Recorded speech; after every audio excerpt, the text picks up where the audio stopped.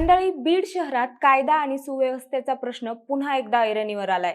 मंगळवारी दुपारी बीडमधील अंकुशनगर परिसरात एका तरुणाची भर रस्त्यात गोळ्या झाडून आणि त्यानंतर धारदार शस्त्राने वार करून हत्या करण्यात आली आहे। या घटनेमुळे संपूर्ण जिल्ह्यात खळबळ उडाली असून प्राथमिक तपासात ही हत्या अनैतिक संबंधातून झाल्याचा संशय पोलिसांनी व्यक्त केलाय। पण नेमकं घडलं काय, तर हर्षद उर्फ दादा शिंदे हा मंगळवारी दुपारी 2:30 वाजताच्या सुमारास अंकुशनगर भागात सुरू असलेल्या एका नाल्याच्या कामाच्या ठिकाणी गेला होता। यावेळी आरोपी विशाल सूर्यवंशी तिथे आला आणि त्यानं हर्षदवर बंदुकीतून 2 राऊंड फायर केले।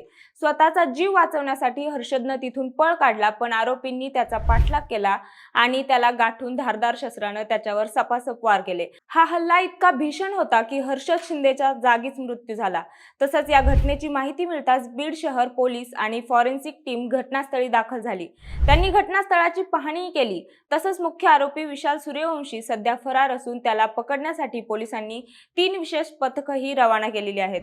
पण आता आरोपीला अटक केल्यानंतरच हत्येचं नेमकं कारण काय ते स्पष्ट होणार आहे। भरवस्तीत आणि दिवसाढवळ्या झालेल्या या हत्याकांडामुळे अंकुशनगर परिसरात दहशतीचं वातावरण पसरलंय।